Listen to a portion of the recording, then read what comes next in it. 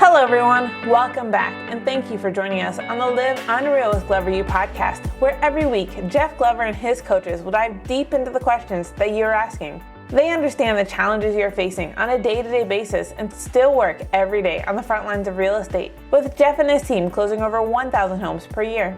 In today's episode, Jeff Glover and Glover U head coach Kate Simon will continue the Real Talk series with rules to live by when building a big business, part 1. We'll learn from Jeff and Kate the important rules you need to know to build a big business and how to know if you are qualified to lead a team. Now let's hear from Jeff Glover and Kate Simon. We're here in the Glover U studio late this evening, and we just finished, Glover U leadership meeting, executive meeting, whatever you want to call them.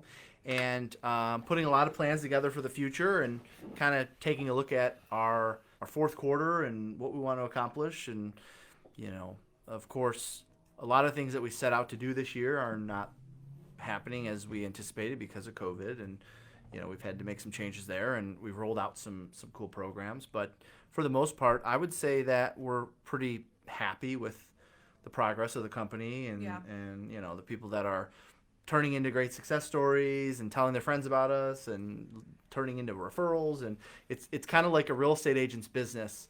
The first 2-3 years, it's a grind. And don't get me wrong, it's still a grind. And will be a grind for another several years. I mean, we're going to continue grinding for as long as we need to. But in an agent's real estate business, that first 2-3 years, every effort you put in, like in other words, if you want a transaction, you need to put in A, B, C, D, E to get that transaction the first 3 years. Yeah. Where after year 4, year 5, year 6, if you choose to put in effort A, B, C, D, E, you're still going to get that transaction. Yeah. But next thing you know, you're going to have some things just kind of fall in your lap. Right. Yeah, it's like, okay, first year it's like 5-1, 4-1, 3-1, 2-1. Energy per deal, right? And then like the goal, the dream is like you're the 20-year veteran where phone rings, it's like a 1-to-1 ratio. Yes. Every conversation is some sort of transaction. So, and then at that point in an agency career, just using that as an example, some agents can make the decisions to kind of dial back their efforts a little bit and still see an increase in their business, or dial them back substantially and not necessarily see an increase in their business. We've got a lot of great agents that are making 6 figures and have a great life, but they're now only working 32 to 36 hours a week and have more time with their family and have more balance. And so I'm using this as an analogy because, by the way, by no means do we believe that Glover U is there yet, where things are just falling in our lap, but we can see the curve, of that hockey stick. Right? Like we just, in our meeting. Tell them the example you gave me. Yeah. Tell them the hockey stick example. Well, this is something I learned years ago from my mentor, one of my mentors, Gary Keller. And, and I'm sure he got this from somewhere. I mean, it's been around for a while. And it's basically, if you can picture a hockey stick laying on, with the stick part, I don't know what the heck they call it. I know they call the long part the shaft. I don't know what they call the actual, what you hit the puck with. Yeah. You don't know? I don't know. Nope. Okay. Well. I don't know. If you imagine a hockey stick laying on the shaft with and if Mary Beth is listening to this, she'll be like, I can't believe you don't know that. That's her son's life is hockey. You picture it laying on the shaft with the stick part, the part that hits the puck, sticking up into the air. Yeah. And you kind of trace the stick. It kind of goes like on just a flat, slightly increased line. Flat. And then all of a sudden, at the point where it starts becoming the part of the stick where you're hitting the puck, it rapidly shoots up in the air. Yeah. And that is like many businesses, what takes place after 3 years, 4 years, 5 years of grinding it out. And, you've probably heard the story 3 Feet from Gold, which is the story within the Think and Grow Rich book, which is a great book, by the way. I recommend any real estate agent ever, business owner, whoever you are. Yeah, not even just realtors, but if you ever get to a point in your life where you're like ready to throw in the towel because it's boring and mundane, we'll get to that. And routine, and just not doing it for me. Right. That book and that story within Think and Grow Rich, which they created an entire book out of it. It's called 3 Feet from Gold. It's a chapter in Think and Grow Rich that they turned into an entire book. Talks all about how 90% of the world quits right before yet they strike gold. Yeah. And, without getting too many details in the actual book, they actually talk about these miners. Do you know the story? Mm-hmm. Yeah. They talk about these miners. I don't even know where. Let's just say San Francisco, because that's, where they strike gold, I guess. Where these miners, and it's a true story, are digging, weeks and weeks and weeks and weeks and weeks. And, there's a leader that's like, guys, we're going to get there. We're going to get there. We're going to get there. We're going to get there. But he gets negatively influenced by all the workers saying, nope, it's not going to be here. It's not going to be here. And some other group stumbles along and just happens to stumble across this gold well or whatever the heck they're called. Hey, guys, looks like somebody gave up on this one. Let's see what we can find. And so they start digging. And within like that day, that story is 3 feet from gold. They struck what that previous group was working months and months or years and years on. They struck gold within 3 feet of digging. The business analogy there is that's usually when 90% of real estate agents, business owners, whatever, give up on their dreams, give up on their passion, give up on whatever it is they were trying to accomplish.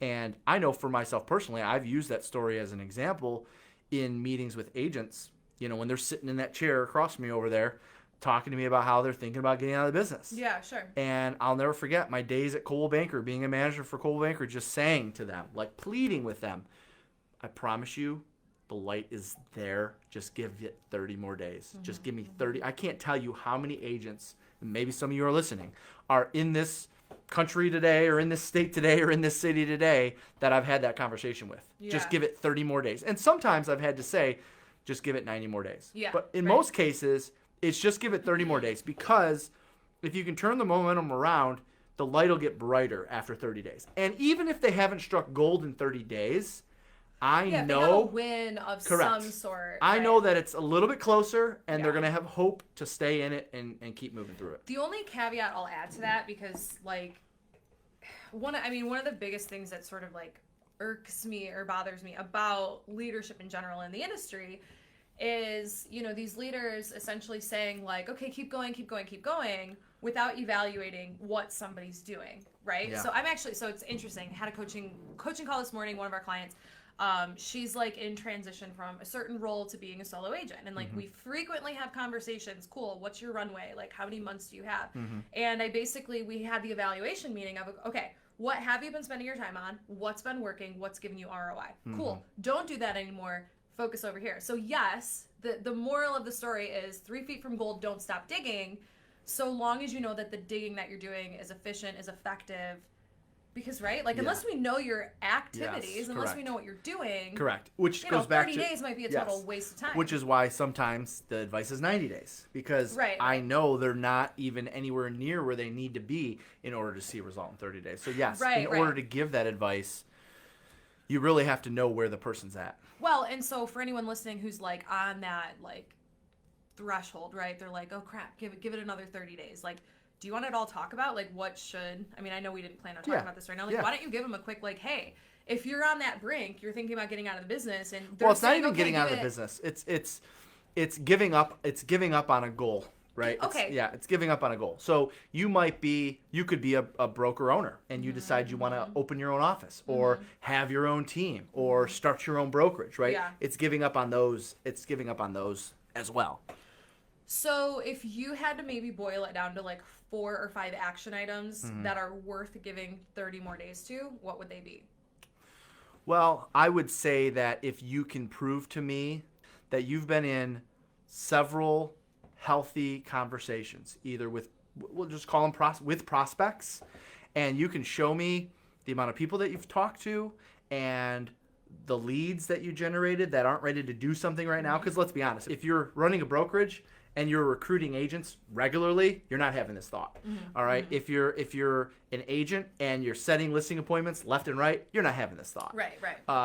So if you can show me that you've had the conversations, and this person's going to be ready in 2 weeks, and this agent is leaving their company at the end of the year, right? If you can show me some scenarios there, then I can pretty much tell you, based on how many prospects you have in the pipeline and how many potential people you have left to talk to, about how much time it's going to take before things start popping, right? And don't you think it's worth, and again, like, we don't have to go super deep on this, don't you think it's worth evaluating, like, what are you saying and how are you saying it, right? Because having a healthy conversation or whatever you might call it is not necessarily the same. Yeah. Is asking a pointed question of, do you have a goal to buy or sell in the next 60 days? Yeah. So to that point, that would be more of like my 90-day recommendation to someone, Okay. right? Because quite honestly, I think action trumps all in this business, Really? right? I think that an agent who puts in 100% effort and has 10% skill versus an agent who puts in 10% effort and has 90% skill,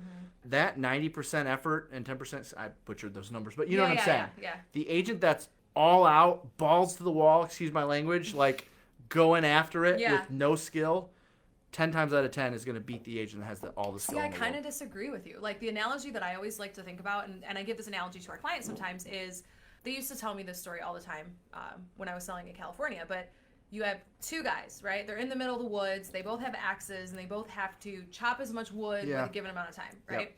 One guy gets after it right away. He starts chopping wood, and the other guy spends the first however many hours sharpening his axe. Guy number one is like talking crap, like, dude, I'm gonna beat you. Like, what's going on? But towards the end of it, his axe gets dull. He gets tired. He has to work harder. Whereas this person, you know, the one with the sharp axe, is like slicing through wood and catches up no matter what. So I think there's a little bit of like a hybrid of both, where you need to be mindful of, you know, if we're talking in the world of real estate, brokerages, sales, whatever, what are you saying? How are you saying it, right? In regards to motivation and skill. Okay, let me stop you right there. Okay, what? To that analogy. Yeah. All right. Let's think about what's missing in that analogy. Both guys, as they're chopping the wood and one's sharpening the axe, both of them are on a salary and they're getting paid. Let's just assume that for a second. Okay. Right? So they're both on a salary. They're both getting paid. Hey, you told me I got 90 days. I'm going to do it my way. I'm going to sharpen my axe for 80 and I'm going to chop for 10. Yeah. The other guy says I'm going to just start chopping day one. They're both getting paid. Yeah. Okay? In the real estate business, a real estate agent, a real estate broker doesn't get paid until a real estate broker doesn't get paid until an agent joins their company and starts producing, and a real estate agent doesn't get paid until they start doing deals. The problem is all of us have what we would call conscious timelines and subconscious timelines. Sure. Which means then when we enter this business, we're not going to tell our broker this. Maybe you'll tell your wife or your spouse or significant other, but when you enter this business, you have a timeline of, if I don't succeed by this amount of time, I'm out. Okay, so the problem with the axe analogy in the real estate business, and honestly, I've this thought just came to me. I've never fought anybody on this, but this is good. This is a good I'm debate. glad I'm your first. Yeah, no. This thought just came to me. Those guys don't have a care in the world, because as long as they get the job done in 90 days, they know they're getting paid regardless. Okay. Real estate agents have a hard time buying into the idea, work on my skills, so I can get paid 90 days from now, when the next guy is already making contacts, already going on appointments, failing forward, falling on their face. Well, at least okay. they're in the motion of light at the end of the tunnel. Yes, So what yes. happens is the person that's like, nope, I listened to Kate on the podcast. I want to be the guy that's sharpening the axe. Listen, I know the I'm example. gonna stay back. I know the example. You're going to give, like, the guy chanting scripts for 6 hours a day in the cube. Listen, Right. That's not what I'm advising. Okay, good. That's All right. not at all what I'm advising. Because I you think know your there's people that will listen to that 100%. and do So- that. so for and I've anybody had a who's lot of like- real estate agents through the years that, hey, they are the best right. I role walk play in, partner. correct. Right, I walk right, in right. and they're chanting scripts like Yeah. crazy. No, I know. But they don't actually do the actions. Okay. So if anyone's listening and they're like, okay, how do I know if I'm sharpening too much? How do I know if I'm taking enough action? Regardless, like, minimum standard, and I've told everybody this who's gotten in the business, like, you're not going on appointments. You don't have business. If this is your full-time job, there's really no reason why you shouldn't be hitting a solid 45 to 55 contacts a day. That's like minimum, right? And in our world, that's probably 5 to 6 effective hours of prospecting. So that leaves you a couple hours of, previewing properties, market research, maybe you shadow somebody in your office, but 90% of your time, that 5 to 1 that we were talking about, effort to deal, is straight up lead generation. So when we talk about sharpening the axe, what does that look like? I look back at my skill practice when I started out with you, and it was 30, 45 minutes in the morning. I had 1 or 2 role play partners, 7:30 to 8, whatever. We had skill practice at 10:30, and then, I was off from 12 to 2, whatever, and I role played again 2:30 until I got on the phones again. So there were probably a total, for a brand new agent, you shouldn't be spending more than 2 hours max spread out over the course of your day on skill practice, right? Correct. And the skill Yes. practice is chanting, it's writing out scripts, it's role play, et cetera, et cetera. But that's on top of 5 or 6 hours of lead generation. Yep. That's not instead of, you're still responsible for this over here. Yep. So it would be a benefit to you if you got really good and efficient at your skill work, cut it down to 30, 45 minutes, sharpen your axe quicker. Yes. But you're still responsible for the wood pile. There we go. All right. Does that make sense? Yes, it makes Is that sense. better? Do you Yes. agree now? I do. Okay. Yep. Do I win this one now? I think there's a happy medium. We were both Okay. right. I think we were Okay. both right. We were both right. Okay. We were both right. So anyway, wait. Why did you get on this topic? We started the podcast talking about Glover U. Because Fourth quarter it's still meetings, goals. we're realizing that it's still a grind, and Yeah, right, you know right. the company, although We're at the curve of the hockey stick. Yeah, in theory, the company actually has been in existence for longer than 3 years, because we've been talking about it, we've been planning it, Yeah. we've been prepping for it. You know that a milestone I wanted to hit was, I'm not getting on stage until I can say I've sold 100 homes a year or more for 10 years in a row. Mm-hmm. I'm not getting on stage until I can say our real estate team has done 1,000 transactions. Sure, Those right, are two major milestones. Yeah. Real estate team, we got to get to 1,000, and I got to be able to say I've done not 100 deals once, not 100 deals 3 times, not 100 deals 5 times in 20 years. 100 deals a year personally for 10 years in a row. Why was that so important to you? Apart from like, okay, because I know the big Yeah. one is like, oh, we walk the walk, like Yeah. we're doing it. Like, dig into that a little bit. Why was 10 years Yeah. so important? Because somebody who sold 100 houses once has Yep. walked the walk. Yep. So why 10 years? Credibility and respect. Meaning there's quite a few people in the industry, and now I don't mean to say this to toot my own horn, but there are handfuls, dozens of people in the industry that have sold 100 homes. Dozens of teams in the industry around the country that have sold over 1,000 homes. I mean, I'm not in rare air Sure, selling right, over 1,000 right. homes. I'm not in rare air selling over 100 homes. There's maybe a handful that have done it 10 years in a row. So what I Right? hear, and like, There's maybe yeah. a handful that do it year in, year out, over and over and over. And so a good analogy will be, and nothing against like the REO agent, but okay, that when an REO agent tells me that they do a few hundred transactions, I'm sorry, that's not the same. And number one. Number two, did you do a few hundred for 10 years in a row? Well, no, because REOs went away and the market got better. Well, that's not a sustainable business. That's not somebody I want to look up to. I don't want to look up to someone that is only hot in the moment, that is only skilled at what they can do in the moment, and can teach me something that's hot for that moment. I want a sustainable business for decades, not for 3 to 5 years. So Yeah, that's why yeah. the 10 years was important. What I hear, Because that means yeah. market shifts, up, down. You can't say, oh, well, no wonder why. Yeah, of course he did 100 deals a year for 10 years. The market was hot for 10 years. No, Not the market really, was not hot. really, It crashed. right. Hot again, right? Like, no. So what I hear in that, and like this is something that I notice a lot in different coaching relationships, sometimes in my clients, sometimes in my fitness clients even, and it's longevity towards something, right? It's like, it's not particularly hard to set a goal and get excited about it for 30 days, or to set a goal and get excited about it for even 90 days.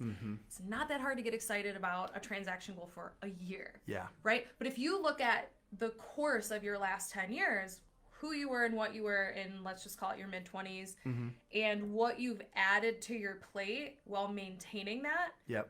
that's the skill. Sure. It's maintaining the bandwidth for this, getting more efficient with this, getting more Yep. effective with this, getting more skilled Yes. with this, and adding this. Because if you thought about everything on your plate right now, Yep. 10 years ago, you could never do it. Could not. You didn't have the bandwidth. Nope. Right? So, but could you have sold 100 houses and then started a company and then did this if it was like, so when people say, oh, I sold 100 houses once and then I did this and then I did that, it's the same bandwidth. Yeah. And look, there's nothing necessarily wrong with that, but Yeah. are you growing? Are you evolving? Are you changing? Yeah. Or are you just plugging something in there? Yes. Right? Yeah. So one of the things I talk about with our clients is like when we talk about either setting a prospecting goal or a transaction goal, I don't want something that's going to impress me for 30 days. I want something you can do day in, day out for 6 months or 12 months. Yep. And if that number is 10 contacts, it's 10 contacts. Yeah. And eventually it'll be 15, and eventually it'll be 20. But we've got to build longevity towards Yep. the habit for long-term credibility. Yes. Not just did it once. Well, You know and what I'm then saying? that gets back to for those that are interested in it, because a lot of people think they want to run a brokerage, or think they want to own their own company, or think that they want to run a real estate team.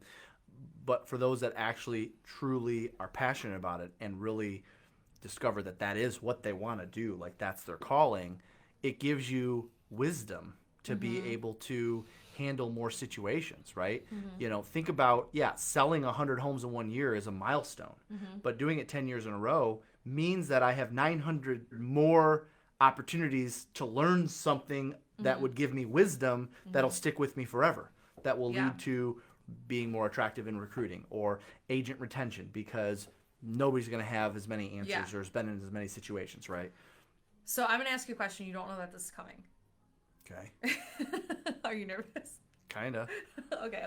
No, it's not bad. Which is weird that I have to preface it that way, because it could be, right? There's times where it has... I hope not. Yes. No, yes, but this correct. is actually a really good question. I think it kind of needs to be talked about, because this is something that, like, I get one-off questions on, and you probably get one-off questions on. And I want you to talk about, what do people think running or starting a brokerage is, right? When somebody says to you, hey, Jeff, I want to start a brokerage. Hey, Jeff, I want to start a team. I want to do this. What are the most likely thoughts in their mind of what it is? Yeah. And then, like, what's the reality, right? When somebody wants to start a brokerage, you need to make them aware that, hey, it's not just your name on billboards. It's not just your name on yard signs. It is these 5 to 7 things. Can you deal with that, yes or no? Like, talk about that. What do they think it is? Yeah. What is it really? So I think what they think it is, and by the way, some of the things that I know they think it is are things that I thought it was too, by the way. Part of it is boredom, right? You get bored with what you're doing, and so it's natural for call it the ego, call it whatever, to say, okay, what's next? I've already accomplished this, what's next? So that's a normal feeling, and that is a feeling that some people experience when they make the decision to Which, get by into the way, it. caveat, that's not bad. When No, we it's say not. ego, there is a healthy level of ego. We all have ego to some degree or another. Yes. Saying that there's a piece of ego that drives you to make a decision does not mean it's a bad decision. Yep. So I think that that's number one, and you're right, that's not bad. I think number two, naturally, people think that, well, if I just keep doing the deals that I'm doing, and I have people that, quote unquote, work for me, which I never use that language. I mean, I don't look at any of our agents as working for me. We work together. If people, quote unquote, work for me, then I make money off of them. So I can make money doing what I'm already doing, and I can make more money off of these guys over here because they're willing to work with me, for me, whatever, right? I can't even say work for me. Work with me, sure. right? So I think that's number two, right? Additional income. So another revenue stream or income stream, whatever. And we'll talk about the other side in a second. Okay. I think the third reason why people do it is people want to matter, right? And there's definitely wouldn't you agree? There's definitely like a factor of like, and for me, it's never been personally important. I have other things that are important to me, but it's never been important to me to see my name on a sign. Sure. But I understand that that's a big deal. Well, hold on. That's number 4. So, no, that's not what I was talking about. Okay, that's number 4. Recognition. We'll jump to that one. Yes. Okay. Recognition. People want to be known. Yes, there's a difference between people want to matter and people want to be known for something. Being known for something is the recognition. Okay. Right? Okay. Being known for something in your town. Being known for something amongst the brokerage community. To be able to go to the Board of Realtor Christmas party and hey, look at me, right? Like there's... Do you still go to those? Yeah. They still invite you? Not to all of them, but Not most all. of them. Yeah. Okay. Yeah. But there's something about being, that's so-and-so, and they're successful. They have this many agents, right? Yeah. That's recognition. So yes, that is a reason why people do it. But another reason is people want to matter, like internally, meaning they want to feel when they go home, they don't necessarily get the feeling that they're making a difference in the world by selling a house, making a difference. I mean, some people do. I mean, and I think that, trust me, we have a lot of agents that work with us that get value out of a first-time home buyer experience or, empty nesters selling their family home that they've had for 20 years, and it's a very sentimental thing for them, right? Like there is that piece, but people want to matter from a standpoint of like knowing they made a difference. The work that they're doing is bigger makes than a themselves, difference. right? Yes. Okay. Yeah. So I think those are probably the 4 or 5 reasons why people get into it, and I think the ego is mixed in there somewhere, but that's just natural. Okay, all right. So then what should the primary drivers be? Or rather, what is your 80%? I mean, honestly. The primary driver should be you genuinely want to make a difference in people's lives, period. You actually want to develop people. You enjoy developing people, which, by the way, developing people is just a sexy term for babysitting, accountability, structure, role play, wisdom sharing, putting up with bullshit, handling crap, handling crap. I feel like that escalated pretty quickly. I'm like getting angry too. Are you okay? Did something happen? But that is, developing people is a sexy term for all of those things. Yeah. Okay, But people sign up for, I'd love to develop people. I've got the skills to develop people. And then they realize what developing people really is. Well, okay, but on that note, and it's kind of the same for coaching. I feel like people say they either want to be coaches or they want to be a broker or a trainer. And it feels, trust me, it feels really, really good when we get those messages and they're like, oh my gosh, Kate, Jeff, whatever, like, you've changed my life. But, like, that's after 100 messages of, like, yo, why the hell haven't you done your job today? Yeah. Yo, where are you here? Yo, where are you there? And like you said, it's, and actually, I don't want to, I don't like this term, glorified babysitting, because certainly it's, it's more than making sure somebody's where they're supposed to be. It's getting in their head to figure out, okay, why haven't you taken this step, right? Like, you know what to do, why haven't you done it? And spending the time actually getting, in their head and figuring out, like, hey, you always reach the ceiling. You always hit this plateau. You never go beyond that. Let's talk about that. Yes. Right? Yes. And I also think that people can accomplish 3 or 4 of those things in sales, right? Like being a strong buyer's agent or being a strong listing agent. There's ways to satisfy those things. Thank you for taking your time to join Jeff today on the Live Unreal with Glover U podcast. To get started on having an unreal business, take the real estate self-assessment. After you complete the assessment, a member of Glover U will get on a call with you to create an action plan to improve your score. Go to www.gloveru.com/self. If you enjoyed this episode, please subscribe. Search for Live Unreal with Glover U on iTunes, Podbean, or Spotify and subscribe today. Until next time, remember, I don't want something that's going to impress me for 30 days. I want something you can do day in, day out for 6 months or 12 months. Yep. And if that number is 10 contacts, it's 10 contacts. Yeah. And eventually it'll be 15, and eventually it'll be 20, but we've got to build longevity towards the habit for long-term credibility. Yes. Not just did it once.